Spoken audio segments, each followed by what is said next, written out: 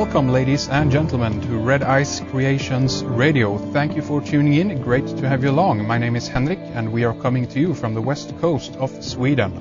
The website is redicecreations.com, the place to go if you want to hear more radio. Follow along in our news, find links to our forum, or if you just want to browse through our radio archive, you also can find our members section up there, of course, where we have much more material waiting for you. We're here on Thursdays and Sundays doing radio on interesting and important topics, all for your consideration. We highlight everything from history, conspiracy, secret societies, religion, to technology, science, the old and the new world order, geopolitics, the occult, spirituality, and much, much more. And today we have Daniel Tatman back with us to continue the series that we've been doing. We have a 2-hour special ahead of us, and this is going to be an explosive program, and this will tie all the loose ends together, so to speak. We are going to focus on geomancy, ley lines, and organic or fractal architecture. This is a very interesting subject, and first of all, I recommend that if you missed our first 2 programs with Daniel, go back into our archive, listen to those, and get the background on what we'll be discussing here today. Daniel, of course, is behind the blog and the upcoming book with the same title, The Bath Mysteries. And this is what our series is all about. So with that, Daniel, it's great to have you back on the program. How are you? Hey, Henrik. Yeah, I'm good. I'm great, man. Excellent. We have so much material to go through here today, and I think that this is going to be really exciting.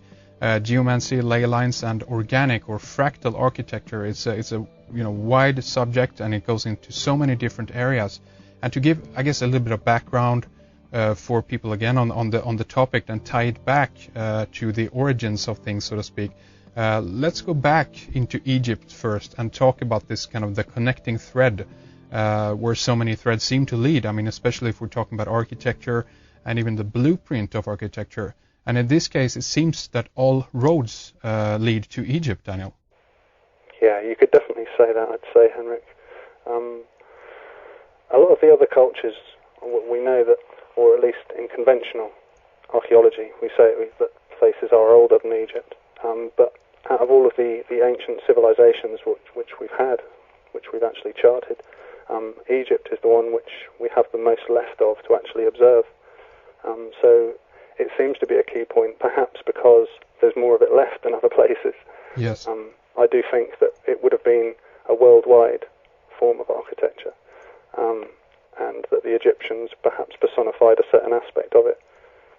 But yeah, definitely we can see that a lot of roads lead back to Egypt in terms of ideology, philosophy, spirituality, and ultimately what we're talking about, architecture.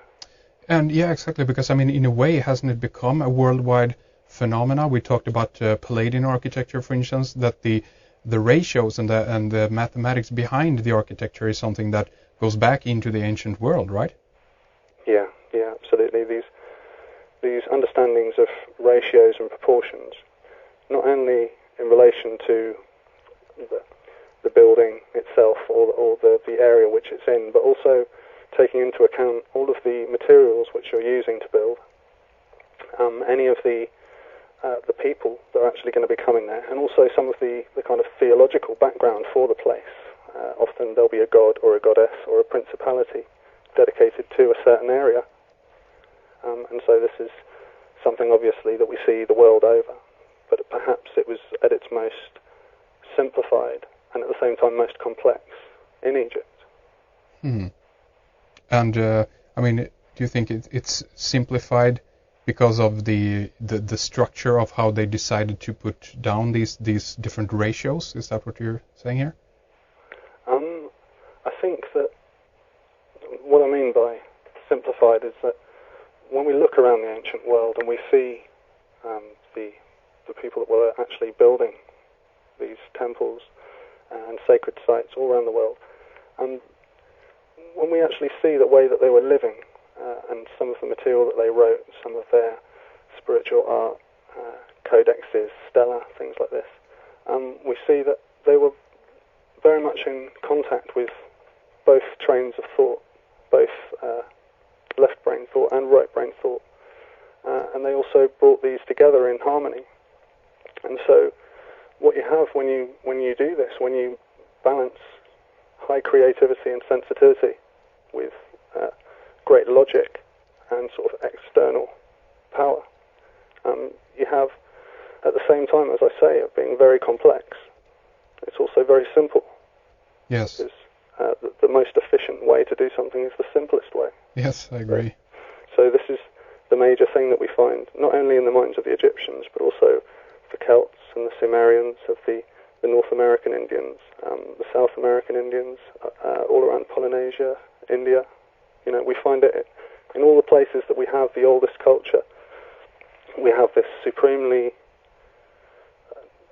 absolutely incredible art and architecture, which utilizes what people have called kind of sacred science. Yes. Rather than just straight architecture that we would define it as today. That is interesting, and you mentioned, you know, that they utilize the right brain and the left brain, these different hemispheres, and we're definitely going to get into that later on. But you think that that's also why the recipes, so to speak, were so successful, and I mean, as you say, many of their ancient and most impressive monuments are still standing to this day. I mean, the preservation of it all, that's kind of incredible as well, you know? Yeah, I mean, partly that in Egypt it's down to the climate.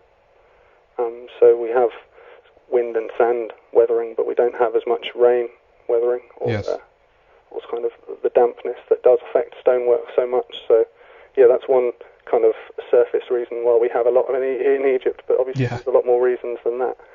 And obviously a big reason is for hundreds of years, even after Egypt had fallen apart, people were always coming to Egypt. It was a real centre, and all of the monuments and the buildings which were still standing were really respected, and they didn't want to take these things down. You know, they did see them with a certain amount of reverence, even the people who were trying to extract the information rather than bathe in it. Yeah, yes. I mean, what is the quote? Is it something like, even time itself fears the pyramids, or what is it? Is one of those, a famous quote? Yeah. Absolutely. I mean, there's that documentary recently where they show what the world would be like 5 years after humanity. Then they go 10 years, then they go 50 years, and they go up through the scale. And they show that, you know, after a couple of thousand years, everything has disappeared. Every building, every bridge, except the pyramids. And that was still there hundreds of thousands of years later. It'd still be there. Yeah, exactly. So not only is it in a very favourable position geographically in terms of climate, but also it's the centre of the world's landmass. Yes. If you were to bunch all of the world together into a ball, put a dot right in the centre, it would be right on top of Giza. So there may be other reasons why that's the case and why they chose to put it there. And that, of course, opens up this aspect of geomancy and even ley lines, because this is something that I understand that is prominent within Egyptian architectures, both in regards to symbols, you know, and architecture and so forth. But the reasons why they chose to put these monuments on these sites, there's a specific reason to that, I reckon. Yeah, like we said, a lot of these places were dedicated to a god or a goddess. You know, this is quite a simple technique for separating two different types of energy, obviously.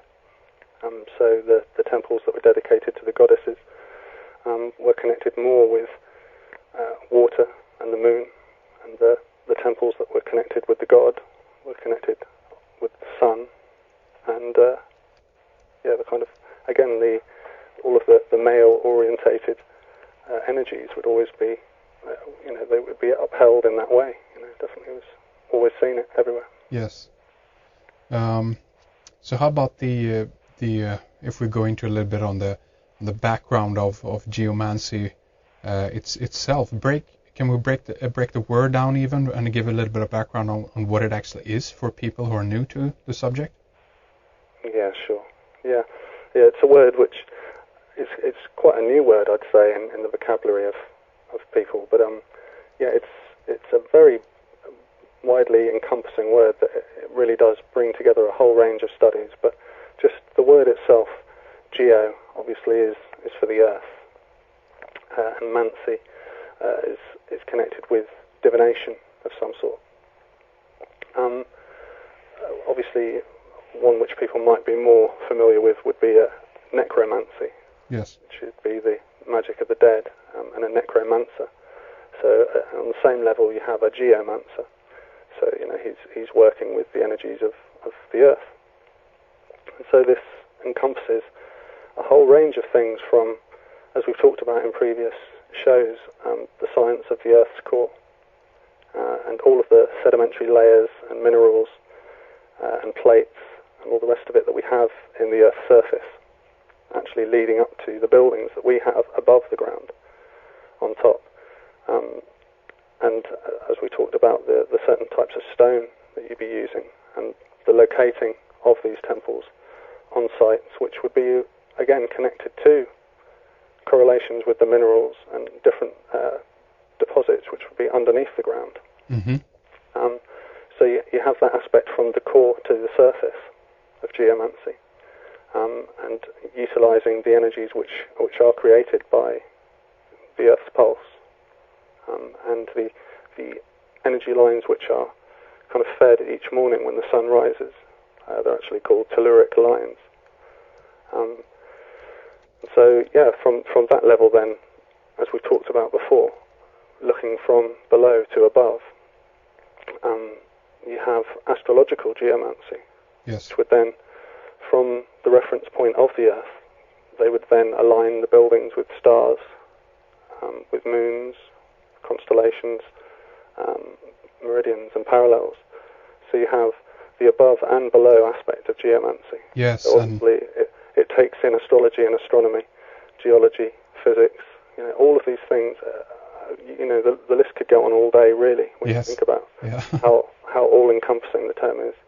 And so really, I guess, just to put a definition on it, we'd say that geomancy is working with the Earth's energies, because in the way that I see it, it's not so much about divination in the way that people understand the word. It's not about fortune-telling or anything like this.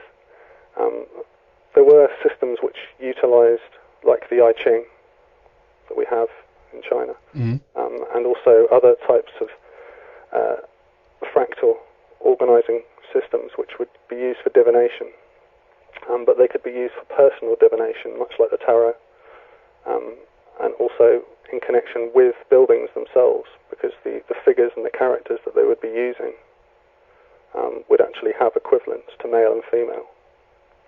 So even though it has this aspect of kind of the shaman type of divination,